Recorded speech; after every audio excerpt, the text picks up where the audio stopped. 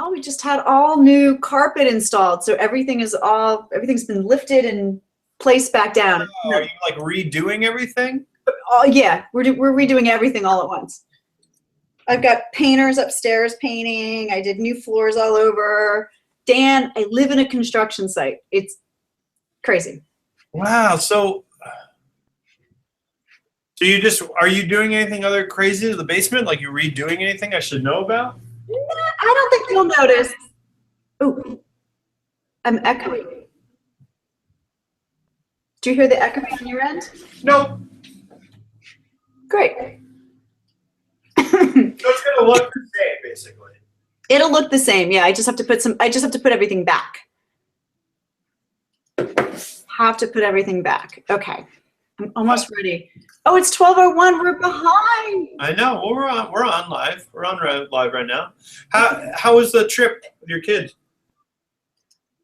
It was good. Was it? That sounded fake. No. Hold on. I'm still getting my stuff together here. It was good. What did I do there? I had this glass had like old beer in it from like 3 weeks ago, and I was like, maybe if I just pour water in it and drink the water, it'll clear it all out. It's fucking gross. Yeah. Why did I do that? That was a bad idea. Okay. Very good. All right, we'll send this out. Yay! Okay. Where are you, my friend? I'm right here. Okay, good. Right where I've always been. Hi. It's been so long. So in the month of March, we've only done this. This will be our second time instead of our fourth. Crazy. So much has happened. I'm 35 now. You are. Happy birthday. Mm-hmm. 35. Yeah. Happy birthday to me. Happy 35 years on Earth successfessfully. Well, no one has murdered me yet. No one's murdered but I have racked up 2 kills. You have? Really?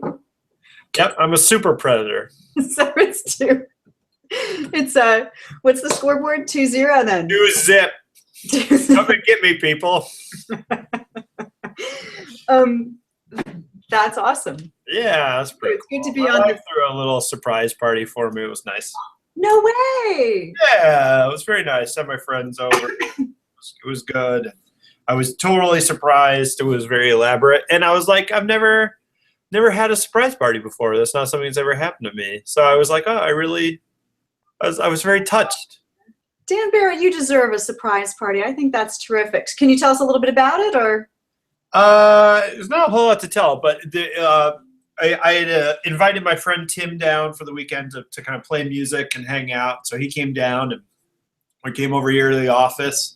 Yeah. And my wife was like, we should go get lunch. And I was like, yeah, that's awesome. So she called and she was like, oh, we're down the street. We parked by the pizza place. And she didn't want to walk with the baby because it was like cold out. So I was like, yeah, we'll meet you down there. So we went down there, and then she kind of came out when we were almost there. And she was like, oh, I met our friend Anna at there's like a cupcake shop next door. And I was like, oh, cool. So we went in there to see Anna, and then like everyone I knew was there. And it just completely blew my mind. And it was funny because Tim was already coming down for the party, but then I called him to hang out because I was like, there's nothing going on that weekend. Right. Yeah. So it was fun. It was a good time. And I got to exchange gifts with Tim, who's like my best friend, but he lives up in Mass, so I don't get to see him all that often. So his birthday was in like January, so I owed him a present. And it was all great. 8 cupcakes. There were a lot of babies. All my friends have babies now, so it was fun. It was really pretty awesome. That's great. I think I saw a dinner party shot maybe on the social media. Is that right? I don't know. So we also threw my mom a surprise birthday party in Boston a couple weeks ago. Oh, maybe that was it. She was born on the 4th. And then my wife and I, we had, because I am a educated, cultured individual, we have season tickets to the Hartford stage. In our seat. So anyway, we had a play. There was a play that we went to go see, and we went out to dinner. So it was it was a great day. The baby slept through the night. It was like fucking unreal, right? I was like, wow. None of this ever happens. Wow, that's perfect storm, perfect day. Yeah, and then my wife. So then it was an additional thing. Uh-huh. That it was supposed to be tonight. We're not going to end up getting to do it because my mom got sick. She can't babysit, but we're going to do this as the last final hurrah of the birthday. Mm-hmm. Sign me up for this thing, both of us up for Adventure Room. Have you ever heard of this? I guess there's like a couple of these. I think one's in Pennsylvania. Oh, right. Wait. Yeah, go ahead. Like I don't know much about it except that the idea is like you lock you in a room. It's like an hour, and you have to like puzzle your way out of it. Yeah, or there's like a zombie apocalypse, and the zombies are trying to get you. And yeah. Something's happening in the room, and you have to like figure your way out of it. And there's like puzzles and traps, and I don't know if there's traps. I would be horrible at this. I would be. I am so pumped. I've been like doing push-ups and doing chest problems, and I'm like codes and stuff. Like I am ready because this is like the kind of video game that I like. Like I always say, did you ever play the computer game Myst? You ever play Myst? Oh, I remember that. Yeah, I was like, if you could fucking drop me in a real world Myst, I'd be like, yeah! I was like, yeah! I was like running around like we so into it. And so this is kind of what that is. It's in our town. I had no freaking idea that it even exists. And it's like supposed to be for like your corporate team to do team building or whatever, but we're doing it as a married couple, so it's gonna be interesting. No, but it sounds the one I'm familiar with, the one I was reading up on more recently, sounds creepy. Like there's I want to do that one. It's about zombies. Like literally, they're like chained to the wall, and like their chains get longer and longer, and you have so much time to like figure out how to get out of the room. Like it sounds terrible. Wow, maybe that's what's in this room, and they just didn't mention the zombies on it. I love it. I want to do the zombie runs. I don't even know what that is. Listen, I don't care. Talked in so long, we could do. Gotta talk about zombie runs. All right, so we'll talk about that, then we'll do beers. Okay. It's like a 5K, Mm-hmm. but there are zombies, and you have to basically they chase you. I hate that. It's like you have like flags. If they grab the flag, you're dead. They like so you're with your team, and like the team's getting taken down by zombies all the way. And there's like obstacles and stuff.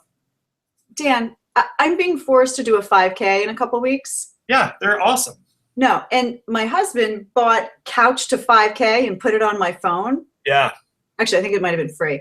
And so I'm kind of annoyed, but I'm doing it because it's the it's the end of the Annapolis Beer Week thing. So it's like a run and it's beer. It's kind of like you did that 10 or half marathon. Yeah, the half marathon. Yeah. So I'm kind of doing that. So having that plus like, I don't know, being chased by zombies would be my serious personal hell. Well, because that would be the best. Because my thing is the worst part about running is that there's nothing to fucking do except run. You just can't. There's nothing to think about. There's nothing going on. So I'm like, give me an obstacle. I want to know that someone's trying to snipe me from the audience, or something like that. Yeah, I've always said, I don't run unless chased. So I guess that's kind of a similar idea. But anyway. Let's do this. What do we got for beer? Beers. Let's talk about beer. All right. I'm going first. I've talked a lot about this so far on the Instagram and stuff like that, but I am doing Clown Shoes Galactica. You see that? Yep, I've seen that one. That's on sale around here. That's a good one, right? You this superhero person. This beer is one of my favorites. Isn't it really? I had it on draft, I don't know, a week and a half ago. It's fantastic. So it calls it just an IPA. I'm gonna have to look up the numbers. Maybe while we're talking today, I'll figure this out by the end. But it's super happy. It's super beautiful. You see this? Yeah. This is a weird wine glass I have with like a chalk kind of thing. Oh, that's nice. You're right on it. That's a very like a crate and barrel sort of thing. Yeah, it was a gift at some point. Anyway, it's beautiful. It's got a ton of hops. There's the Galaxy hop, which is what this is named after, right? Kind of like the namesake. But anyway, this is phenomenal. Get yourself some of this. Find this where you are, okay? Okay. And Clown Shoes is one of our favorites, right? We've done a couple of Clown Shoes. Clown Shoes have had a couple really good ones. It's funny, I haven't really had much of their stuff, I don't think. Oh, but this is just good. I mean, this is up there with some of the better. They do like the They do like an orange, kind of like tangerine. Yeah, the Clementine wheat. Clementine one, yeah. And then they also do tramp stamps. So they have really fun names, and I don't know, it's a cool brewery. I'm not thrilled with the art about I don't know. And you know what? I think that's one of the reasons I don't try their stuff more. It's because I don't like their packaging, which is super like shallow of me. Yeah, I know. But it really is like the packaging for me. It's like when you're just looking at a bunch of stuff on a shelf. Yeah. That's right. Anyway, it is good. It's a lot of hops. It's a lot of I think it's a little bit high in alcohol. It might be an 8.5, but I'll check that out. But it's yeah, it's really tasty. It's one of my favorites. I definitely have a niche of, we all have what we like, right? And this fits perfectly within my preferences. You have your niche. I have my nephew. There you go. Stop. Anyway, what do you have today? What do we cheers? I can't believe you left First day beer. All right. See if you can name the beer company. Name the beer company as the bottle rises to the surface. Okay. Not at all phallic, Dan. Not at all. No. Not even a little bit. I feel like you should be able to get this. Not yet. Maine Brewing Company. Hey, all right. Oh my gosh, and your name was covering up most of it. So yeah, I know. That's true. So it's the Maine Brewing Company Red Wheelbarrow, which I've never had. Never had. Barrow, not barrel. Yes. You had this one? I've never had it.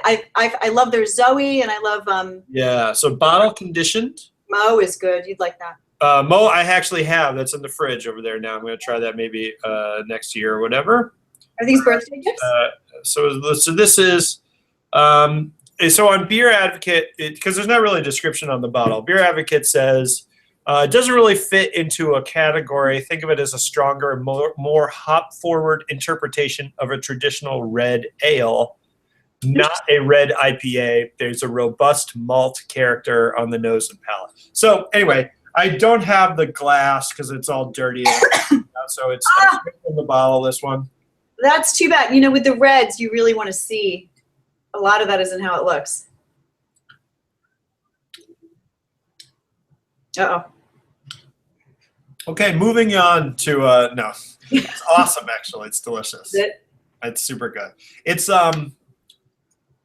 it's interesting. You notice the hop right away, but there is also that malt kind of like thing going on. It's super good. Yeah, and I wish we could see it. I don't want to pour it into the dirty glass, so I won't do that.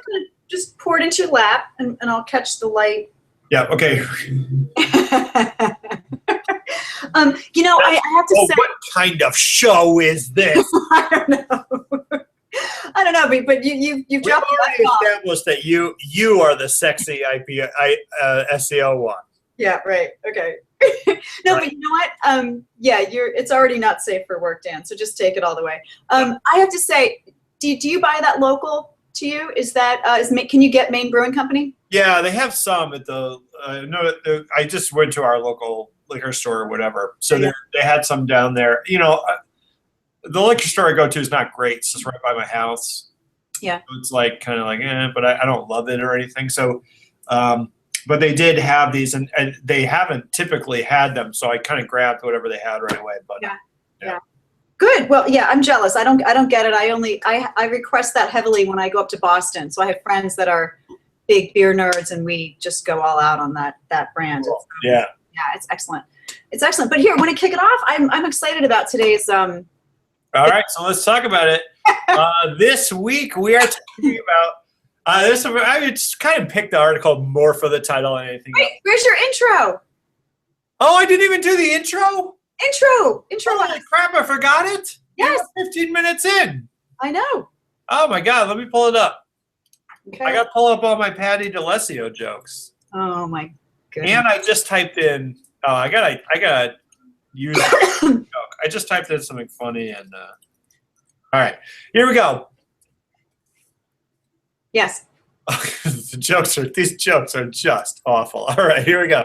Hello, everybody, and welcome to this week's SEO and IPAs. It's the fun weekly hangout about inbound marketing, entrepreneurship, and more for cool people of all shapes, stripes, and colors. As always, I am Daniel Barrett here from Two Friendly Nerds. That is TWO friendlynerds.com, the world's friendliest web design and internet marketing company.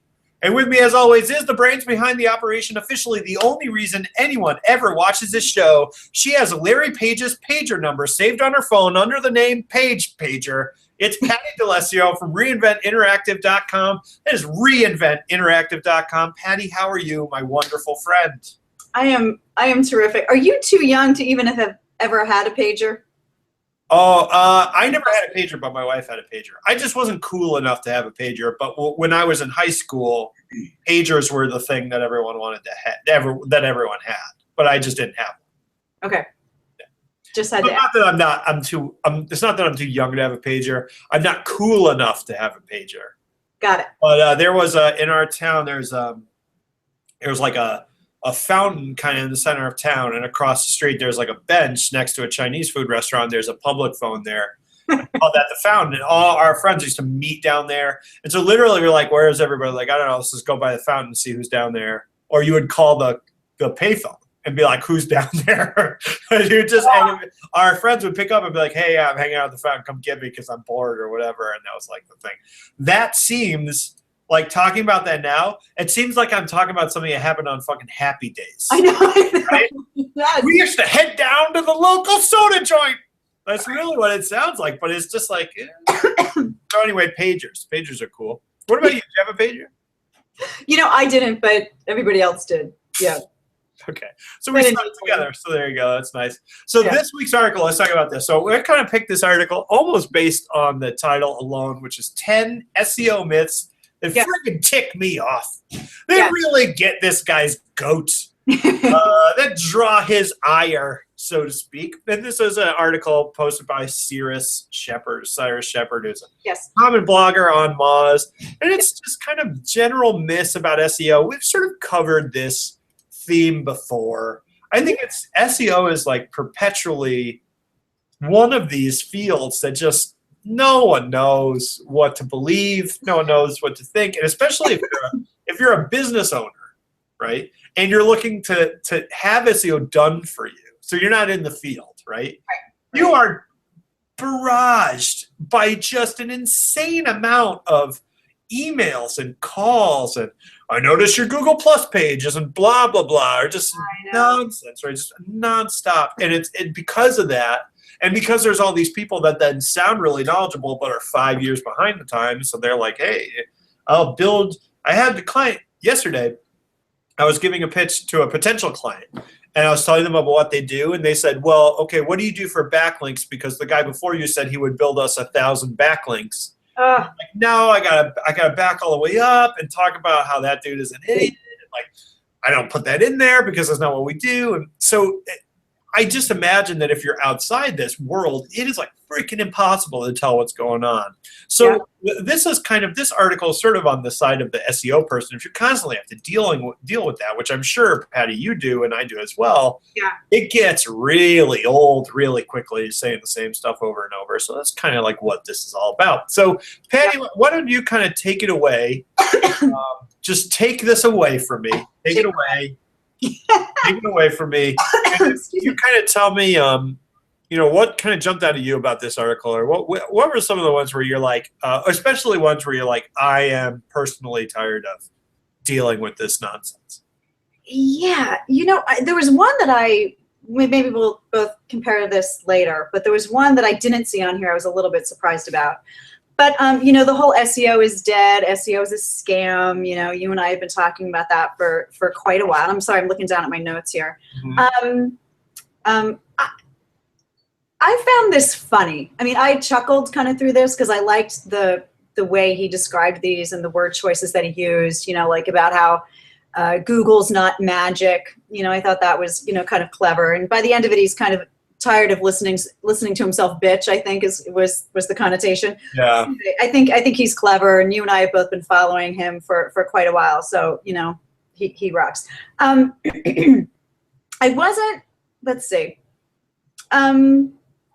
Google hates SEO. This was number 6 on his list. Let me pull. Google hates SEO. I thought that was interesting. I think the relationship between those of us that are trying to, and I'm just going to get philosophical here for a minute, those of us that are trying to follow the rules, understand the constraints, and do the best work for our legitimate clients and get them ranking by using everything in our power to craft out a space for our clients. I think this is kind of an interesting conversation. Like, we're not manipulating the system. We just understand what the rules are. And, you know, you and I have made like this lawyer comparison before, right? We just kind of know what the rules are, and we're going to set you up and enable the system to work for you as opposed to against you. But I liked the idea that, you know, Google doesn't hate SEOs, that there is a conversation there to have, and that Google is sort of giving us information without revealing all of the whole algorithm.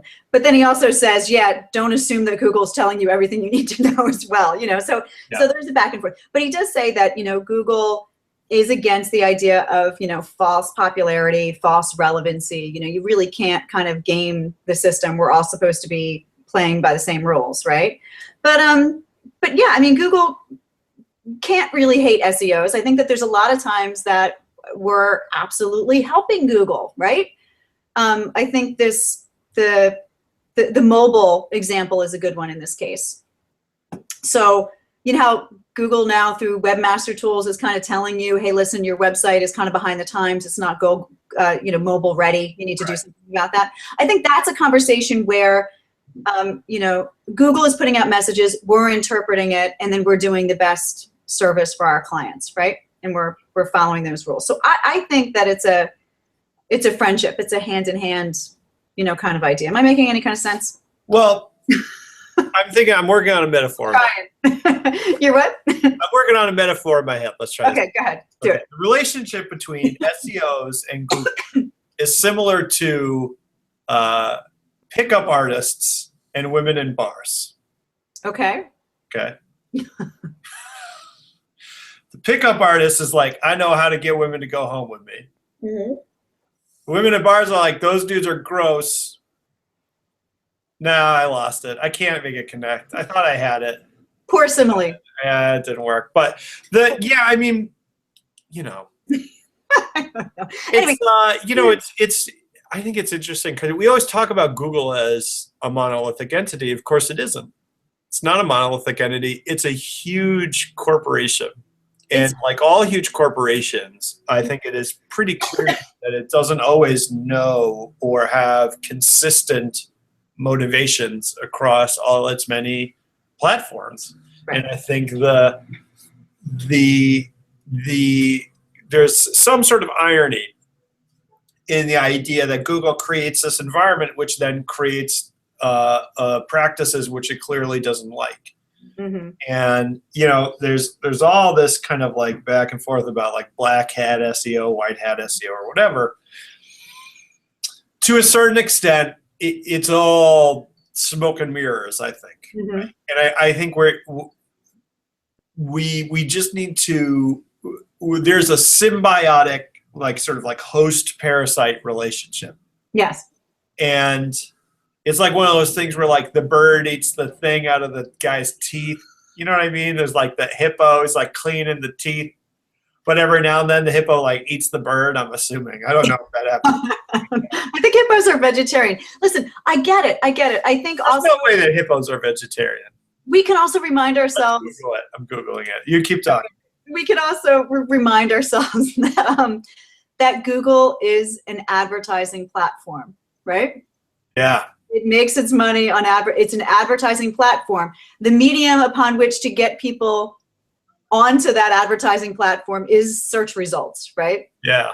All right. What do you see? Why are you laughing? Because I got it. So one of the things in this article is SEO is dead because of Google Answers. Yes, I like that. Right? So it points out that, like, you know, Google Answers is Google will scrape information from other websites and display it. So you don't even need to click through. So then I typed are hippos vegetarian? It said that hippos kill more humans every year than any other mammal. That's what I got. But Yeah. did they eat the human, or was it like a mistake? Oh, it's not a mistake. They're very aggressive, but they are hippos. But they are vegetarians, but they're super aggressive. Okay, so they didn't eat the human. They just did it because they're dicks. Here's my point. They're vegetarians, but if you kill more humans than any other mammal on Earth, does it matter at that point? When are we going to stop being soft on hippos? Barrett 2014 or 2016, I don't know, whatever. 2014 was last year. Yeah, vote for me last year. Anyway, I mean, I think we can all agree that no matter what Google does, hippos are always going to be hungry. Hungry hippos. But it's so insulting. They'll kill humans and then eat the grass around you. They'll kill you, then spit you out onto the grass, and then eat around you the grass that's around your dead body. Oh my God. They Okay. come up from like under the boats and they like smash the boats. It's crazy. Anyway. Listen, there's work to cover here. Okay, so here's what I thought, was really interesting. Is SEO a scam? I don't know. I have business coming in. I have clients that need to be found on search engines. There are moves to make, and there are best practices. Yeah, there's always going to be another sucker. Am I right? No, that's not what I'm saying. So, that's number one. So number two is Google will figure it out. So no, we've talked about this. Google is looking for search engines to strive to mimic human behavior, which is what he says here in the article. So you need to really, it goes back to that, build your website for humans, but take into account the robots, right? That's something I've been using for a while now. So, we need to make sure that what we're doing for the humans, as far as, navigation, the presentation of content, the tagging of content, the, it all, don't assume Google figures it out, right? Mm-hmm. Site maps, all the rest. Number three, we've talked about 100 times. We did SEO once. We don't have to do it again. It's not a one and done. The link building thing is interesting. I thought in the article they're using kind of this funky, cool pie chart, but it's from 2013. So I don't know. That's actually been a little while ago. There's been some updates since. So I'd like to see a new version of that. But it's a real interesting kind of breakdown, didn't you think?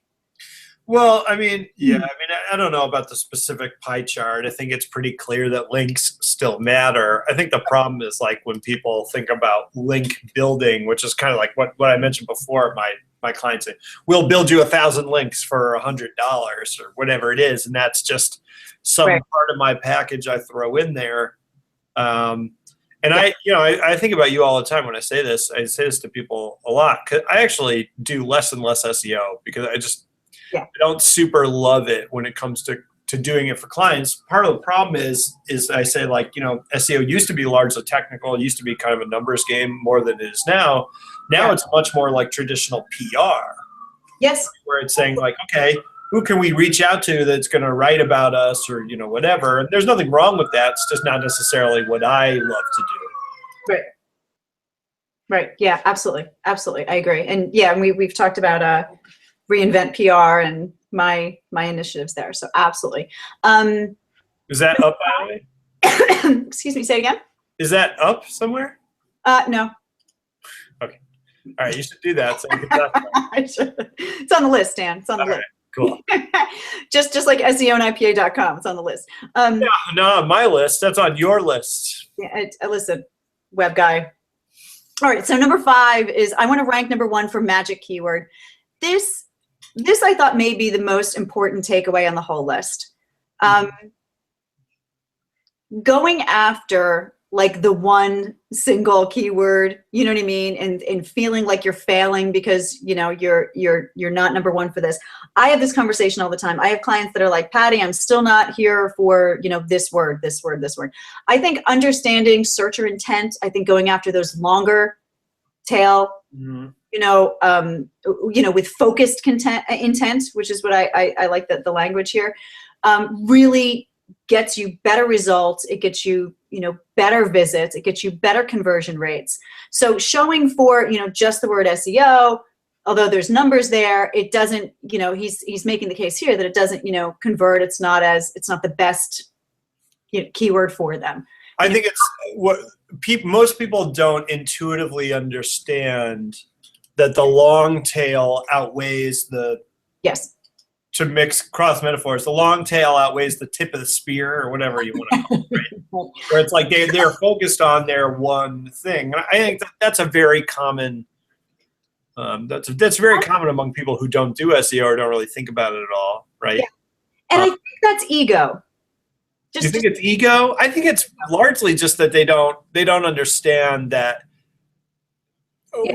There's some crazy number. I can never remember what it is, but it's like 20% of all Google searches are unique or something, or it's like, oh yeah, search for such a crazy variety of things. Has never been searched for before. Yeah, right, exactly. Right. And they think that it's like, they go online and they type in like plastic surgeon. Right. But that's not necessarily. So I was thinking about just the other day, like I was trying to remember a quote. Mm-hmm. And the quote was, I couldn't remember who said it, and I couldn't remember exactly how it went. The quote was something like, I'm going to paraphrase this, something like, I would rather have an empty chair than an empty suit. Meaning, like I was reading about hiring, and meaning like, don't hire someone just to hire them, because they actually damage you by being there if they're not great. Yeah. I couldn't remember, so I just Googled empty chair, empty suit. Because I'm like, that's going to pull up the quote. There will be attribution, but it's like a nonsensical search term. Right. You know what I mean? So it's like there's just such a variety of stuff out there, and I think people don't intuitively get that.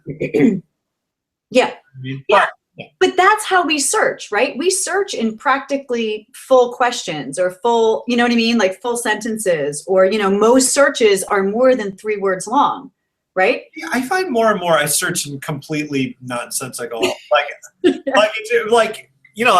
dinosaur drama shirt ? Like what? Yeah, and then you get aggravated that Google hasn't like read your mind and. Oh no, it always gets. That's the crazy part to me. It's like that's the crazy part. You know what I mean? Or it's like there's that example of someone Googled like 2 dudes driving around drinking wine, and the first result was the sideways IMDb.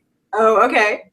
And it's like, that's a perfect example. Like they were trying to remember the name of the movie and they couldn't remember it. So they just type in a basic synopsis of what it's about. I've seen that example. I think that was in a talk. We may have talked about it on the show. Okay.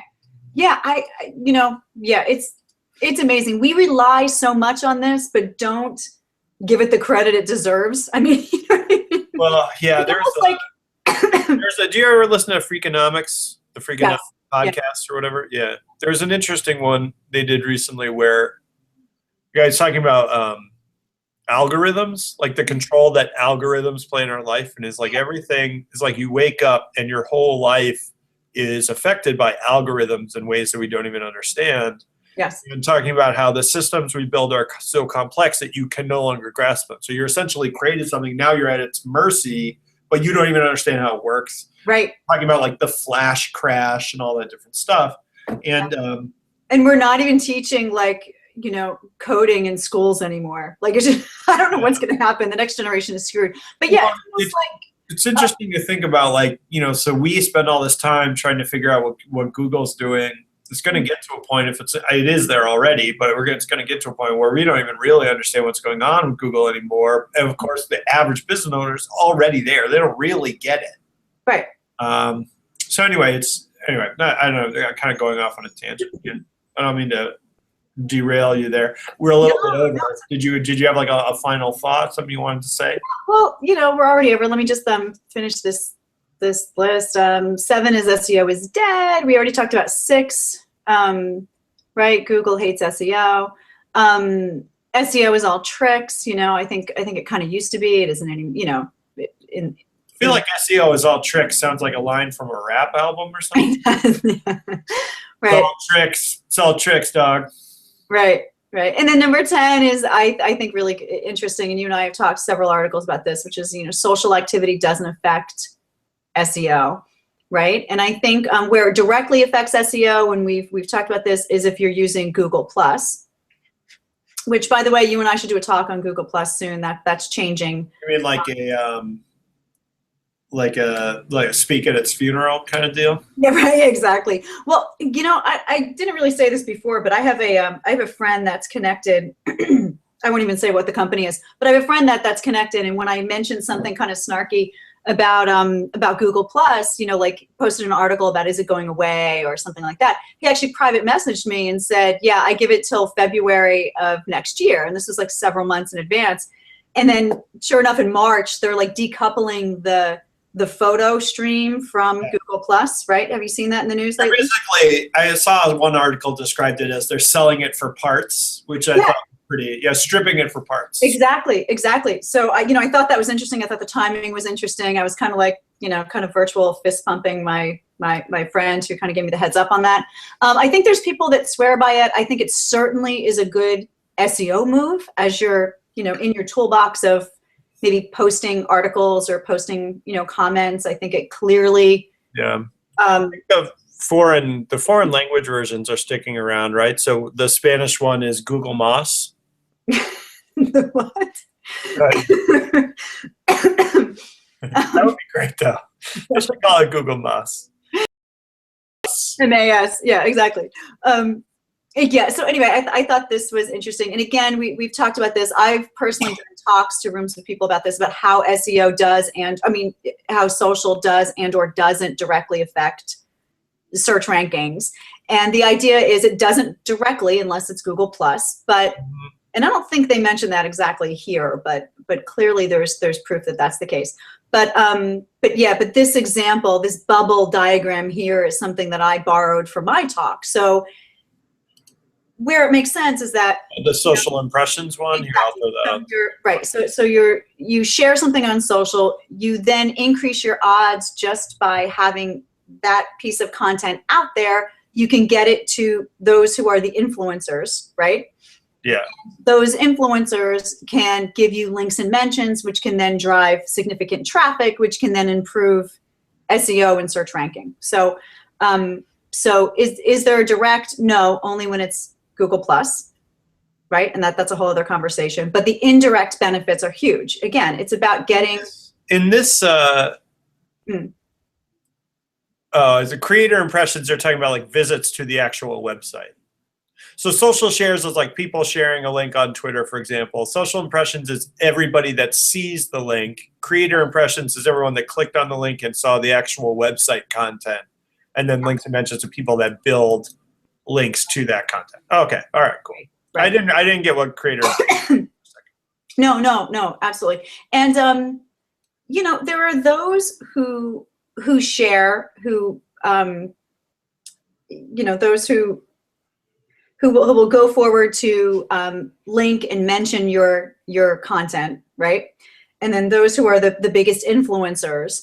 But that's a very small percent. But still, it's a matter of you need to kind of cast your net really large, and social media allows you to cast that net really large and increase your odds and increase your percentages of getting those social shares out there from those that have the megaphones, right? Not everybody's a megaphone. Not everybody's repeating what they like, love, and trust out there, right?